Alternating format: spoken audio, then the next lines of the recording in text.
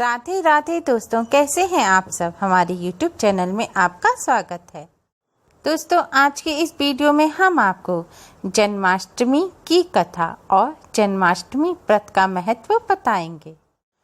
दोस्तों, भाद्रपद माह के कृष्ण पक्ष की अष्टमी तिथि को जन्माष्टमी यानी कि श्री कृष्ण जन्म की खुशियां मनाई जाती हैं।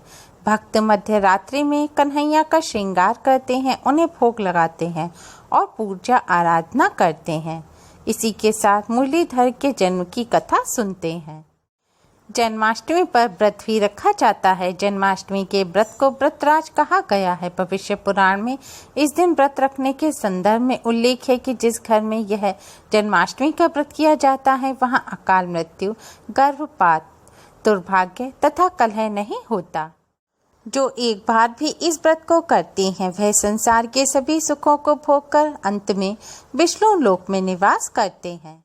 स्कंद पुराण के अनुसार जो व्यक्ति जन्माष्टमी का जानबूझकर व्रत नहीं करता या जन्माष्टमी के दिन अन्न खाता है उसे अगले जन्म में जंगल में सर्प या व्याघ्र का जन्म मिलता है। जन्माष्टमी पर भगवान श्री कृष्ण के जन्म की कथा जरूर सुननी चाहिए। कान्हा के जन्म की कथा सुनने मात्र से ही सभी संकट दूर होते हैं, पापों का नाश होता है और भगवान श्री कृष्ण की विशेष कृपा प्राप्त होती है। आज के दिन इस कथा को सुनने मात्र से ही जीवन के सभी संकटों और कष्टों से मुक्ति मिलती है। जन्माष्टमी यानी कि भगवान श्री कृष्ण के जन्म की कथा इस प्रकार है। स्कंद पुराण के अनुसार द्वापर युग में राजा उग्रसेन मथुरा में राज्य किया करते थे। राजा उग्रसेन को उनके ही पुत्र कंस ने गद्दी से हटाकर राज्य हड़प लिया था। कंस की एक बहन देवकी थी जिनका विवाह वसुदेव नामक यदुवंशी सरदार से हुआ था। कंस अपनी बहन देवकी से बेहद प्रेम करते थे। जब देवकी की शादी वसुदेव जी से हुई तो कंस खुद रथ हाँकता हुआ बहन को ससुराल विदा करने के लिए गया। लेकिन जैसे ही कंस ने रथ हाँका एक आकाशवाणी हुई, हे कंस, जिस देवकी को तू बड़े प्रेम से विदा करने के लिए जा रहा है उसका 8वां पुत्र तेरा संहार करेगा। यह सुन कंस क्रोधित हो उठा और उसने देवकी को मारने का प्रयास किया। कंस ने सोचा अगर मैं इसे ही मार दूं तो इसका पुत्र ही नहीं होगा और ना ही मेरा नाश होगा। कंस को ऐसा करते देख यदुवंशी क्रोधित हो उठे और भयंकर युद्ध की स्थिति पैदा हो गई। हालांकि वसुदेव युद्ध नहीं चाहते थे। वसुदेव ने कंस से कहा, तुम्हें डरने की जरूरत नहीं है। समय आने पर मैं तुम्हें खुद देवकी की 8वीं संतान सौंप दूंगा। उनके समझाने पर कंस का गुस्सा शांत हो गया। कंस जानता था कि वसुदेव जी झूठ नहीं बोलते। कंस ने वसुदेव जी की बात मान ली और वसुदेव जी व देवकी जी को कारागार में बंद कर दिया और सख्त पहरा लगवा दिया। समय आने पर कंस ने एक एक कर देवकी की 7 संतानों को मार दिया। जब 8वीं संतान का समय आया तो कंस ने पहरा कड़ा कर दिया। तब भाद्रपद माह के कृष्ण पक्ष की अष्टमी तिथि को रोहिणी नक्षत्र में भगवान श्री कृष्ण का जन्म हुआ। तभी श्री विष्णु ने वसुदेव को दर्शन देकर कहा कि वह स्वयं ही उनके पुत्र के रूप में जन्मे हैं। उन्होंने यह भी कहा कि वसुदेव जी उन्हें गोकुल में अपने मित्र नंद बाबा के घर छोड़ आए और यशोदा जी के गर्भ से जिस कन्या का जन्म हुआ है उसे कारागार में ले आए। यशोदा जी के गर्भ से जन्मी कन्या कोई और नहीं बल्कि स्वयं माया थी। यह सब कुछ सुनने के बाद वसुदेव जी ने वैसा ही किया। वसुदेव जी ने जैसे ही कन्हैया को अपनी गोद में उठाया, कारागार के ताले खुद ही खुल गए। पहरेदार अपने आप ही नींद की आगोश में आ गए। फिर वसुदेव जी कन्हैया को टोकरी में रखकर वृंदावन की ओर चले। कहते हैं कि उस समय यमुना जी पूरे उफान पर थीं। तब वसुदेव जी ने टोकरी को सिर पर रखा और यमुना जी को पार करके नंद बाबा के घर पहुँचे। वहाँ कन्हैया को यशोदा जी के पास लिटाकर कन्या को लेकर मथुरा वापस लौट आए। जब कंस को देवकी की 8वीं संतान के बारे में पता चला तो वह कारागार पहुंचा। वहां उसने देखा कि 8वीं संतान तो कन्या है। फिर भी वह उसे जमीन पर पटकने ही लगा कि वह माया रूपी कन्या आसमान में उड़ गई और आसमान में पहुंचकर बोली कि हे मूर्ख, मुझे मारने से कुछ नहीं होगा। तेरा काल तो पहले ही गोकुल पहुंच चुका है और वह जल्दी ही तेरा अंत करेगा। उस आकाशवाणी को सुनकर कंस क्रोधित हो गया। उसने गोकुल में जन्मे नवजात शिशुओं का पता लगाया और उनकी हत्या करवाई। जब उसे भगवान श्री कृष्ण के बारे में पता चला तो उसने नंद जी के गृह में पूतना राक्षसी को भगवान श्री कृष्ण का वध करने के लिए भेजा। किंतु जब वह राक्षसी भगवान श्री कृष्ण को स्तनपान कराने लगी तो भगवान श्री कृष्ण ने उसके स्तन से उसके प्राणों को खींच लिया और वह राक्षसी कृष्ण कृष्ण कहते हुए मृत्यु को प्राप्त हुई।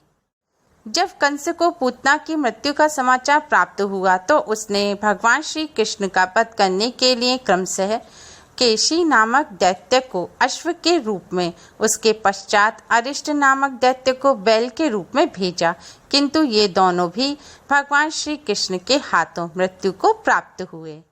इसके पश्चात कंस ने कालाख्य नामक दैत्य को कौवे के रूप में भेजा, जिसे भी भगवान श्री कृष्ण ने मार गिराया। अपने बलवान राक्षसों की मृत्यु के आघात से कंस ने भयभीत होकर उसने अपने द्वारपालों को आज्ञा दी कि तत्काल नंद को मेरे सामने उपस्थित करो। द्वारपाल जब नंद जी को लेकर उपस्थित हुए तब कंस ने नंद जी से कहा कि अगर तुम्हें अपने प्राणों को बचाना है तो मेरे समक्ष पारिजात के पुष्प ले आओ। अगर तुम नहीं ला पाए तो तुम्हारा वध निश्चित है। कंस की बातों को सुनकर नंद जी ने ऐसा ही होगा कहा और अपने गृह की ओर चले गए। घर आकर उन्होंने संपूर्ण वृतांत अपने घर में बताया। एक दिन श्री कृष्ण अपने मित्रों के साथ यमुना नदी के किनारे खेल रहे थे और अचानक स्वयं ने ही गेंद को यमुना में फेंक दिया। यमुना में गेंद फेंकने का मुख्य उद्देश्य यही था कि वे किसी प्रकार पारिजात के पुष्पों को ले आएं। अतः गेंद लेने के बहाने भगवान श्री कृष्ण यमुना नदी में कूद गए। यमुना नदी में जाकर भगवान श्री कृष्ण ने कालिया नाग से युद्ध किया और युद्ध में कालिया नाग को पराजित करने के बाद भगवान श्री कृष्ण कालिया नाग के फन पर नृत्य करते हुए पारिजात के पुष्पों के साथ यमुना नदी के ऊपर आ गए। नंद बाबा ने पारिजात के पुष्प कंस को भेंट किए। कंस ने कालिया नाग से ही भगवान श्री कृष्ण जी की हत्या कराने की योजना बनाई थी, लेकिन कंस की यह तरकीब भी काम न आई। फिर कंस ने अक्रूर जी को नंद बाबा के यहाँ भगवान श्री कृष्ण बलराम जी को मल्ल युद्ध दिखाने के बहाने मथुरा लाने के लिए भेजा। अक्रूर जी के साथ भगवान श्री कृष्ण बलराम नंद बाबा और ग्वाले मल्ल युद्ध देखने के लिए मथुरा पहुँचे। तब कंस के महाबलशाली भाई चारूण ने भगवान श्री कृष्ण से मल्ल युद्ध की घोषणा की। मल्ल युद्ध में भगवान श्री कृष्ण ने अपने पैरों को चारूण के गले में फंसाकर उसका वध कर दिया। चारूण की मृत्यु के पश्चात उनका मल्ल युद्ध केसी के साथ हुआ। अंत में केसी भी युद्ध में भगवान श्री कृष्ण के द्वारा मारा गया। केशी की मृत्यु के उपरांत मल्लयुद्ध देख रहे सभी प्राणी श्री कृष्ण की जय जयकार करने लगे। अंत में केवल दुराचारी कंस ही बच गया। तो भगवान श्री कृष्ण ने कहा, हे दुष्ट अधर्मी दुराचारी, अब मैं इस महायुद्ध स्थल पर तुझसे युद्ध कर तथा तेरा वध कर इस संसार को तुझसे मुक्त कराऊंगा। यह कहते हुए श्री कृष्ण ने उसके केसों को पकड़ लिया और कंस को घुमाकर पृथ्वी पर पटक दिया, जिससे वह मृत्यु को प्राप्त हुआ। कंस के मरने पर देवताओं ने शंख घोष व पुष्प वृष्टि की। वहां उपस्थित समुदाय श्री कृष्ण की जय जयकार कर रहे थे। इस तरह भगवान श्री कृष्ण ने पापी अधर्मी कंस का वध किया। जन्माष्टमी पर भगवान श्री कृष्ण की इस कथा को सुनने मात्र से ही समस्त पापों का नाश होता है। भगवान श्री कृष्ण की विशेष कृपा प्राप्त होती है और भगवान श्री कृष्ण की कृपा से समस्त संकटों और कष्टों से मुक्ति मिलती है। जन्माष्टमी के दिन भगवान श्री कृष्ण की इस कथा को सुने बिना व्रत भी पूरा नहीं होता है। इसलिए आज के दिन भगवान श्री कृष्ण की इस कथा को अवश्य सुनें। अगर आपको हमारी ये वीडियो पसंद आई हो तो लाइक करना ना भूलें। हमारी इस वीडियो को अपने फ्रेंड्स और रिश्तेदारों में ज़्यादा से ज़्यादा शेयर करें, जिससे वह भी इसका लाभ उठा सकें। और हमारी और भी वीडियोस के लिए हमारे चैनल को सब्सक्राइब करना ना भूलें। Thanks for watching. Radhe Radhe.